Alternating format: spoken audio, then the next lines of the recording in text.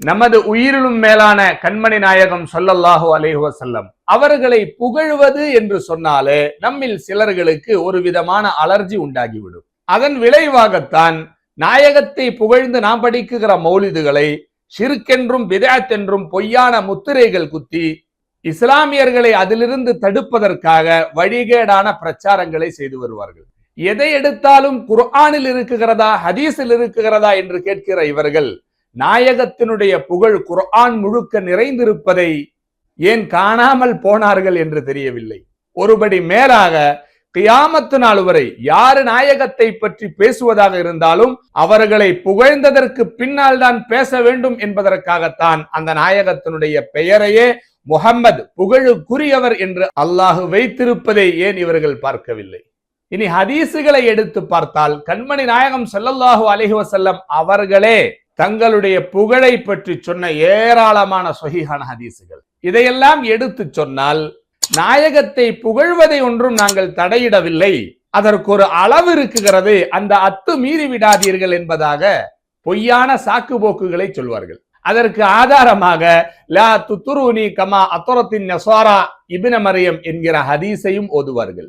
ஓதிவிட்டு பாருங்கள், நாயகமே சொல்லுகிறார்கள் என்னை அத்துமீறி நீங்கள் புகழ வேண்டாம் என்று தவறான ஒரு தமிழாக்கத்தையும் அதற்கு கொடுப்பார்கள். லா துத்ருனி என்கிற வார்த்தைக்கு பொய்யான வாசகங்களை கொண்டு என்னை புகழாதீர்கள் என்பதுதான் உண்மையான பொருளாகும். அல்லாமல் என்னை புகழ்வதற்கு ஒரு வரையறும்பு இருக்குகிறது, அந்த அத்தை மீறி விடாதீர்கள், மீறினால் நான் அல்லாஹுவிற்கு சமமாக ஆகிவிடுவேன் என்பது இவர்கள் அந்த ஹதீஸிற்கு கொடுத்த இவர்களுடைய சொந்த கருத்தாகும். நாயகம் அல்லாஹுனுடைய அடிமையாக இருக்கிறார்கள், ரசூலாக இருக்கிறார்கள் என்ற நிலையில் நாயகத்தை நாம் எப்படி புகழ்ந்தாலும் அல்லாஹுவுக்கு நிகராக்கியதாக இணை வைத்ததாக ஆகவே ஆகாது. அப்படி ஆகும் என்று நினைப்பவர்கள் அல்லாஹுவை பற்றி முழுமையாக தெரிந்திருக்கவில்லை என்றுதான் நாம் சொல்ல வேண்டும். அல்லாஹுனுடைய சிஃபத்துகளையும் குதிரத்துகளையும் மிக குறைவாக இடையிட்டவர்கள் தான் நாயகத்தை புகழுகிற பொழுது அது அல்லாஹுக்கு சமமாக ஆகுகிறது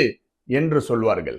அப்புறம் அதுல ஒரு சிலர்கள் இருக்கிறார்கள், இப்படி புகழ்ந்து பாடல்கள் படிப்பதற்கு பகரமாக குர்ஆன் ஓதலாமே, ஸலவாத்து சொல்லலாமே என்பதாக சொல்பவர்கள். குர்ஆன் ஓதுவதும் ஸலவாத்து சொல்வதெல்லாம் நன்மையான காரியம்தான், அதற்காக புகழக்கூடாது என்று சொல்வதில் என்ன அர்த்தம் இருக்குகிறது? சரி இருக்கட்டும், இவர்களுடைய இந்த பொய்யான பிரச்சாரங்களில் இருந்து வழிகேடான கொள்கைகளில் இருந்து அல்லாஹு இஸ்லாமிய சமுதாயத்தை காப்பாற்றுவானாக. இவர்களுடைய இந்த வழிகேடான பேச்சை கேட்டு இவர்களுக்கு பின்னால் சென்றவர்களுக்கு ஒரு சிறிய உபதேசம். நீங்கள் நாயகத்தை புகழாவிட்டாலும் பரவாயில்லை, தயவு செய்து எங்கள் கண்மணி நாயகம் ஸல்லல்லாஹு அலைஹி வஸல்லம் அவர்களுக்கு நோவினையை கொடுக்க வேண்டாம். சூரத்து தௌபாவுடைய வசனம் வல்லதீன யுஊதுன ரசூலல்லாஹ் லஹும் அஸாபுன் அலீம். அல்லாஹுடைய ரசூல் ஸல்லல்லாஹு அலைஹி வஸல்லம் அவர்களுக்கு யார் நோவினை கொடுக்கிறார்களோ அவர்களுக்கு கடுமையான வேதனை தருகிற அதாப் இருக்குகிறது என்று குர்ஆன் எச்சரிக்கிறது. சூரத்துல் அஹ்ஸாபில் இன்னல்லதீன யுஊதுனல்லாஹ வ ரசூலா லஅனஹுமுல்லாஹு ஃபித் துன்யா வல் ஆখিরা, அல்லாஹுவுக்கும் அல்லாஹுடைய ரசூலுக்கும் ஸல்லல்லாஹு அலைஹி வஸல்லம் நோவினை கொடுப்பவர்களை துனியாவிலேயும் நாளை மறுமையிலேயும் அல்லாஹு சபித்திருக்கிறான், மிக கடுமையான வேதனை அவர்களுக்கு அல்லாஹு தயார் செய்து வைத்திருக்கிறான் என்று குர்ஆன் எச்சரிக்கிறது. அது என்ன? இவர்களுடைய பேச்சை கேட்டு வழிகட்டவர்கள் நாயகத்திற்கு கொடுக்குகிற நோவினை என்று பார்த்தால், நாயகத்தினுடைய வாழ்க்கையில் அந்த காலகட்டத்தில் பல சமயங்களிலும் சிலர்களுடைய பேச்சுக்கள் நாயகத்திற்கு மிகப்பெரிய வேதனை கொடுத்திருக்கிறது. அந்த சந்தர்ப்பங்களில் ஒன்றை பாருங்கள். அப்துல் முத்தலிபுடைய மகளும் நாயகத்தினுடைய தந்தையின் சகோதரியுமான அன்னை சஃபியா ரலியல்லாஹு தஆலா அன்ஹா அவர்கள் சம்பந்தமான ஒரு நிகழ்வு. அன் இப்னு அப்பாஸ் ரலியல்லாஹு அன்ஹு அவர்கள் அறிவிக்கிறார்கள், தகல நாசும் மின் குரைஷின் அலா சஃபியா பின்த் அப்துல் முத்தலிப். நாயகத்தினுடைய தந்தையின் சகோதரியான சஃபியா ரலியல்லாஹு தஆலா அன்ஹா அவர்களிடத்தில் சில மக்கள் வந்து தங்களுடைய முன்னோர்களான அறியாமை காலகட்டத்தில் இருந்த சில குறைஷி தலைவர்களை பற்றி பெருமையாக பேசினார்கள். ஃபகாலத்து சஃபியா, அப்பொழுது சஃபியா ரலியல்லாஹு தஆலா அன்ஹா அவர்கள் சொன்னார்கள், மின்னா ரசூலுல்லாஹி ஸல்லல்லாஹு அலைஹி வஸல்லம், நீங்கள் உங்களுடைய மூதாதையர்களை பற்றி எவ்வளவுதான் பெருமை பேசினாலும் மின்னா ரசூலுல்லாஹி ஸல்லல்லாஹு அலைஹி வஸல்லம், எங்களுடைய பரம்பரையில் தான் பெருமானார் ஸல்லல்லாஹு அலைஹி வஸல்லம் அவர்கள் வந்திருக்கிறார்கள். ஹாஷிம் குறைஷியில் தான் நாயகத்தை அல்லாஹு பிறக்க செய்திருக்கிறான், அந்த சிறப்பை யாரும் அடைய முடியாது என்று பதில் கொடுத்த பொழுது அங்கு வந்த குறைஷி மக்கள் சொன்னார்கள், ஃபகாலு நபத்தத்தின் நஹ்லத்து அவிஷ்ஷஜரத்து ஃபில் அர்லில் கசாத். நாம் தமிழில் சொல்லுவோம் இல்லையா, சேற்றில் பூத்த செந்தாமரை என்பதாக. அது போன்ற ஒரு வாசகத்தை தான் அவர்கள் சொன்னார்கள். அதாவது நாயகத்திற்கு சிறப்பு இருக்குகிறது என்று நாங்கள் அங்கீகரிக்கிறோம். அதை அங்கீகரிச்சு தானே ஆகணும், எல்லாட்டி இஸ்லாத்திலிருந்து வெளியே போயிடுவாங்களே. ஆனால் நாயகத்தினுடைய முன்னோர்கள், அந்த குடும்பம் அது சேராகும், மோசமானவர்களாகும் என்கிற ஒரு வாசகத்தை அந்த குறைஷி மக்கள் சொன்ன பொழுது சஃபியா ரலியல்லாஹு தஆலா அன்ஹா அவர்கள் மிக வேதனை அடைந்தார்கள். நேராக பெருமானார் ஸல்லல்லாஹு அலைஹி வஸல்லம் அவர்களிடத்தில் சென்று விஷயத்தை சொன்ன பொழுது ஃபதக்கரத் ذلك சஃபியா ரசூலில்லாஹி ஸல்லல்லாஹு அலைஹி வஸல்லம் ஃபகலபா, பெரும் கோபத்தை அடைந்தார்கள் நாயகம். அது நாயகத்திற்கு மிகப்பெரிய மன வருத்தத்தை தந்தது. எது? நாயகத்தினுடைய பெற்றோர்களை பற்றி குறை சொன்னது. இன்றைய குழப்பவாதிகளை பின்பற்றுபவர்கள் சொல்வதை போன்று நாயகத்தினுடைய பெற்றோர்கள் நரகத்தில் இருக்கிறார்கள் என்று சொல்லவில்லை. ஒரு மோசமான வார்த்தையை கொண்டு அவர்களுக்கொன்றும் சிறப்பில்லை என்பதாக ஒரு வார்த்தையை சொன்ன பொழுதே நாயகத்திற்கு நோவினை ஏற்பட்டது.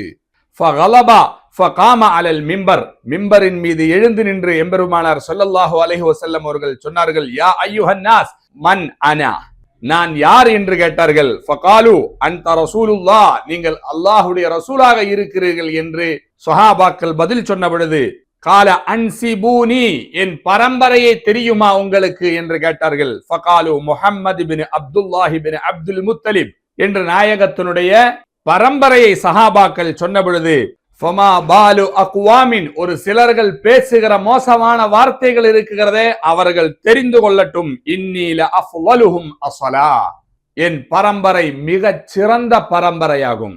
நாயகத்தினுடைய பெற்றோர்கள் காஃபிர்களாக ஆயிருந்தால் எப்படி சிறப்பான பரம்பரையாக அது ஆக முடியும்? இன்று இந்த குழப்பவாதிகளுடைய பேச்சுக்களை கேட்டு நாயகத்தினுடைய பெற்றோர்கள் தாயும் தந்தையும் நரகத்தில் தான் என்று வாய் கூசாமல் சொல்லுகிற அளவிற்கு சமுதாயத்தில் சிலர்கள் வடிகட்டு போனார்கள். நஊது பில்லாஹ், அல்லாஹு காப்பாற்றி அருள்வானாக.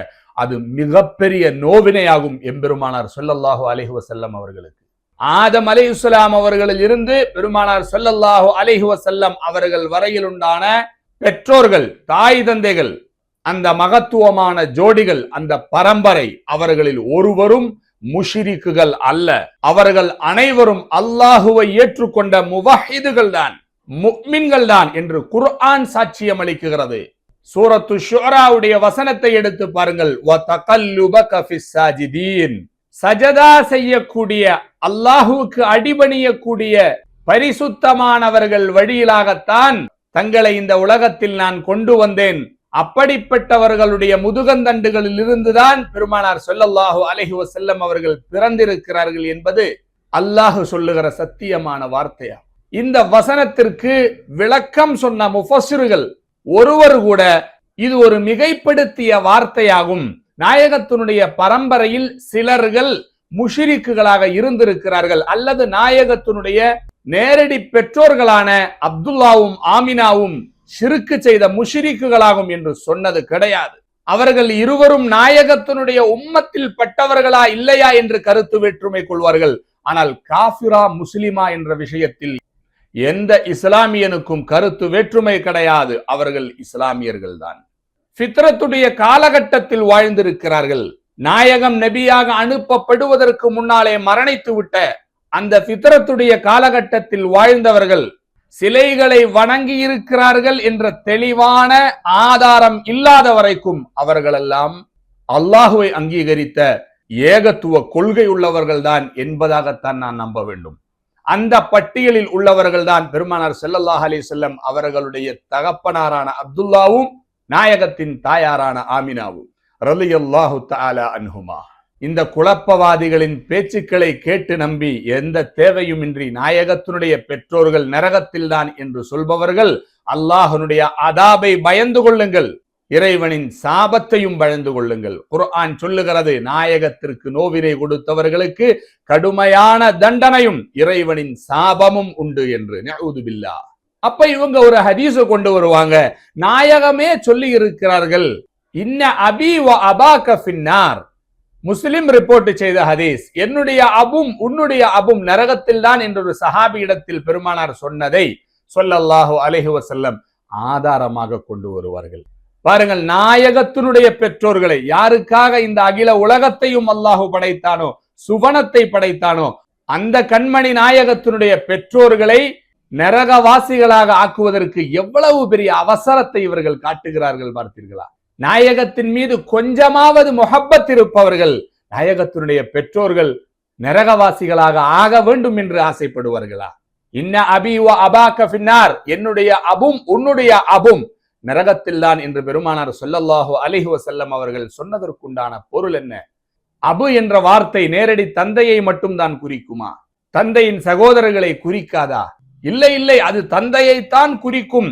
அப்துல்லாவை பற்றித்தான் நாயகம் சொன்னார்கள் என்று ஸ்தாபிக்க உங்களுடைய மனம் துடிப்பதற்குண்டான காரணம் என்ன? அவ்வளவு வன்மம் ஏன் எங்கள் பெருமானார் ஸல்லல்லாஹு அலைஹி வஸல்லம் அவர்கள் மீது இவர்களுக்கு? பாருங்கள், அந்த ஹதீஸுக்கு விரிவுரை கொடுத்த எல்லா விரிவுரையாளர்களும் அபு என்ற வார்த்தையை கொண்டு தந்தையின் சகோதரர்களை அரபியர்கள் நாடுவார்கள். அப்படி நாடுகிற வழக்கம் அரபியர்களிடத்தில் இருந்தது. அந்த போங்கில் தான் நாயகம் தன்னுடைய தந்தையின் சகோதரரான அபு தாலிபையோ அல்லது அபு லஹபையோ நாடித்தான் என்னுடைய அபு நரகத்தில் என்று சொன்னார்களே தவிர அவருடைய நேரடி தந்தை அப்துல்லாவை சொல்லவில்லை.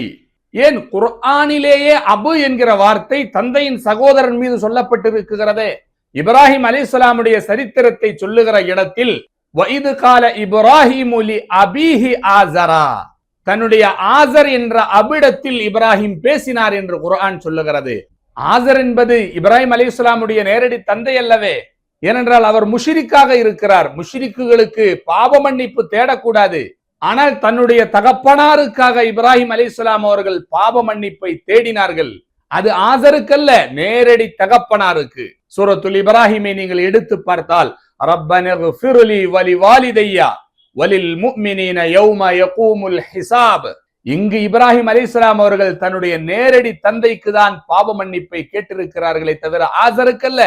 ஆசருக்கு கேட்டார்கள் தன்னுடைய சிறு வயதில் வக்ஃபிர்லி அபி என்பதாக. ஆனால் ஆசர் முஷ்ரிக்காக இருக்கிறார், அவருக்கு பாவ மன்னிப்பு தேடக்கூடாது என்ற விஷயம் தெரிந்த பொழுது அதிலிருந்து விலகி கொண்டார். அது சிறு வயதில். தற்பொழுது சூரத்துல் இப்ராஹிமில் இப்ராஹிம் அலைஹிஸ்ஸலாம் அவர்கள் செய்த துவா, என்னுடைய தகப்பனாருக்கு மன்னிப்பாயாக என்று சொன்னது அவருடைய இறுதி காலகட்டத்திலாகும்.